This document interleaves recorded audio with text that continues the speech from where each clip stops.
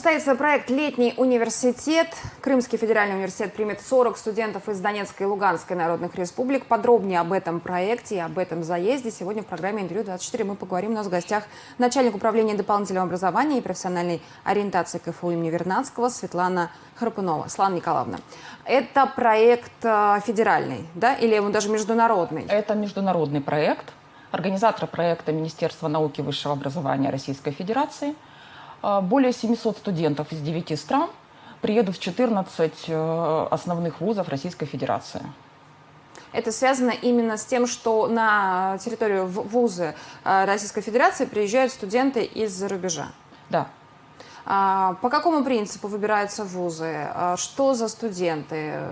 И в целом, что такое летний университет? Значит, вузы подают заявки по своим приоритетным направлениям. Каждый вуз реализует свое какое-то направление. Это и сельское хозяйство, туризм, менеджмент, экономика, юриспруденция. Вузы отбираются и становятся участниками проекта «Летний университет». Так, Крымский федеральный примет 40 студентов из Луганской и Донецкой народных республик. Это студенты Донбасской аграрной академии и Луганского государственного аграрного университета. Проект называется «Летний университет», потому что это все происходит летом. В чем особенность крымской программы? Чем будете заниматься с ребятами из Донецка и Луганска? Значит, особенность крымской программы, почему мы подали направление сельское хозяйство, потому что это приоритетная отрасль экономики Республики Крым. Крымский федеральный университет целенаправленно развивает новые технологии в сфере агробизнеса. У нас есть экспериментальные базы для проведения научных исследований по сельскому хозяйству. И студенты во время обучения освоят отраслевую образовательную программу, выполнят социальные проекты тоже по направлению сельское хозяйство. Также пройдут образовательные интенсивы по развитию гибких навыков soft skills. Ну и, конечно же, предусмотрена и досуговая программа в рамках обучения. Что получают на выходе студенты, которые приезжают в российские вузы и участвуют в этой летней программе? Студенты получат 2 сертификата по освоению дополнительных общеобразовательных программ, по освоению отраслевой программы, она у нас называется «Агротехнологии по производству экологически чистых продуктов». И получат также сертификат о выполнении социальных проектов в рамках программы, это межуниверситетская программа всех вузов-участников, акселератор социальных проектов. Проекты будут выставлены на конкурс, и еще будет проведен конкурс всех участников летнего университета. Чтобы попасть в эти летние университеты, студенты проходят какой-то отбор? Да, студенты проходят отбор. Студенты не должны иметь академических задолженностей. Они подают заявки, выбирают на сайте «Летний университет» вузы, программы, на которые они хотели бы попасть, пишут эссе, и по таким критериям делается отбор. Отбирают на местах, откуда приезжают ребята, или отбирают тот вуз, который принимает? Это командная работа. Студенты могут зарегистрироваться и самостоятельно. Отбор осуществляет федеральный оператор проекта Псковский государственный университет совместно с вузами-участниками. Что вообще можно освоить за 2 недели? Чему научиться? Либо это все-таки не образовательная история, а история, когда приезжают студенты и показывают, на что он способен? Нет, это именно образовательная история. Студенты, конечно же, могут и себя показать, потому что в рамках, например, выполнения социальных проектов они могут уже приехать со своим проектом, который они где-то начали, чтобы его развить.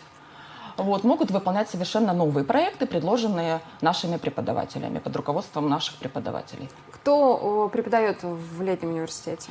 В летнем университете, так как по направлению сельское хозяйство преподают профессорско-преподавательский состав Агротехнологической академии Крымского федерального университета. Вы говорите о том, что есть одни приезжают со своими проектами, другие могут выбрать тему, которая предложена, да, и разрабатывать ее. А что интересно КФУ, в первую очередь, чтобы какие темы были, скажем так, какие темы бы выбрали приезжие студенты? У нас направление одно, это разработка технологий производства экологически чистых сельскохозяйственных продуктов. Предложены для реализации проекты по изготовлению, по выращиванию экологически чистой лаванды, микрозелени и земляники. Вот эти наработки, которые здесь начинают студенты, развивают, продолжают, что потом дальше с ними происходит? Но если это будет очень удачный проект, то, возможно, его дальше будет и развивать, и, возможно, его дальнейшая апробация. Кто будет его развивать?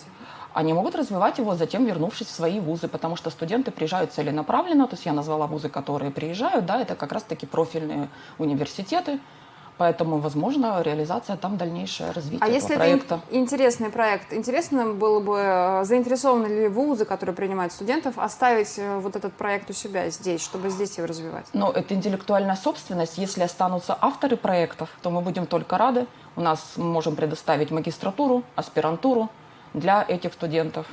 Вы говорите, что уже не первый год он реализуется, я имею в виду проект «Летний университет». Да. В прошлом году Кабоков его принимал? В прошлом году проект был для белорусских студентов организован, то есть по всей России были белорусские студенты. Именно тоже было около 700 студентов, а в этом году это разные страны, это и Сирия, Армения, Казахстан, Таджикистан и ЛНР, ДНР.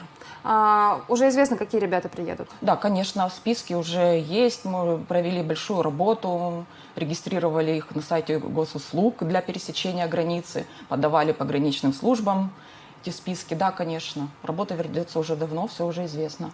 Как будет осуществляться транзит ребят сюда, безопасность, до того, как ребята до границы доедут, после? Потому что у нас особая, как всегда, в Крыму ситуация.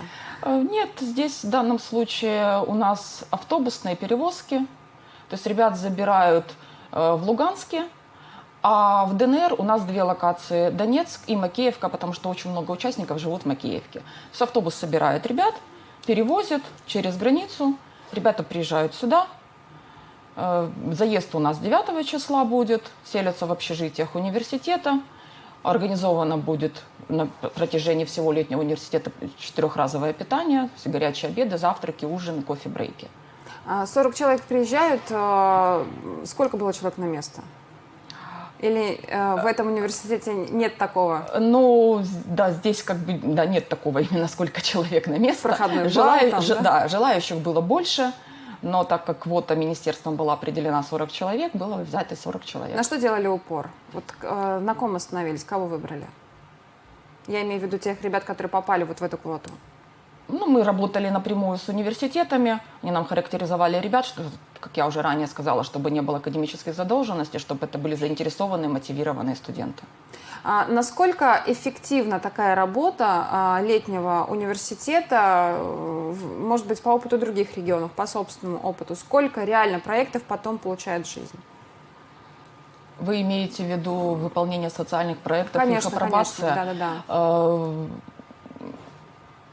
Пока трудно судить, проект только 2-й год реализовывается. Да, это еще обучающиеся. То есть некоторые из них еще не закончили, даже те, которые у нас в прошлом году были, некоторые из них еще не закончили, не получили полное высшее образование. Поэтому пока судить рано. Проект перспективный, проект на много лет, поэтому будем надеяться, что основная цель проекта – это погружение иностранных студентов в российское научно-образовательное пространство, создание устойчивых международных студенческих сообществ будет достигнуто. И мы поговорили уже об образовательной программе. Что касается внеурочной деятельности, что ждет ребят, особенно, наверное, это актуально для ребят, которые и к нам приезжают из Донецкой и Луганской народных республик. Как они будут здесь отдыхать? У нас предусмотрена досуговая программа. Она начинается после обучения, это в 6 часов вечера. То есть каждый вечер ребята будут заняты. Будут интеллектуальные игры, квесты, квизы, что, где, когда.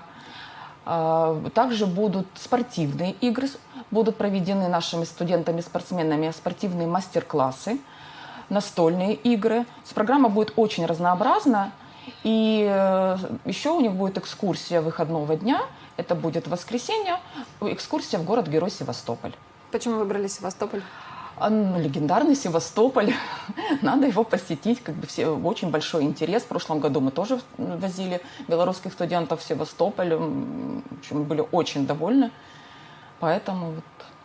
Эта программа начинается 10 июля, продлится 2 недели. Как вы считаете, за 2 недели, вот эти, наверное, многие из этих ребят впервые увидят Крым, впервые побывают в Крыму. Как вы считаете, насколько этого времени хватит, чтобы они полюбили Крым, чтобы они потом сюда снова приехали? Насколько у вас организована коммуникация именно таким образом, чтобы заинтересовались? Я думаю, что заинтересуются, потому что помимо экскурсий в город Севастополь, они также посетят производственные предприятия Крыма, которые находятся в самых живописных уголках Крыма. Будет посещен Никитский ботанический сад, научный центр РАН. Притом руководство Никитского ботанического сада настолько пошло нам навстречу, что проведет экскурсию для этих ребят бесплатно. Будет посещено форелевое хозяйство национального парка, заповедника в городе Алушта. Будет посещен винодельческое предприятие, научно-исследовательский завод «Магарач». То есть достаточно аргументов, чтобы ребята приехали, увидели, влюбились и не раз еще сюда приехали. Вам спасибо большое за этот разговор. Вы смотрели программу «Интервью 24». Обязательно оставайтесь с нами.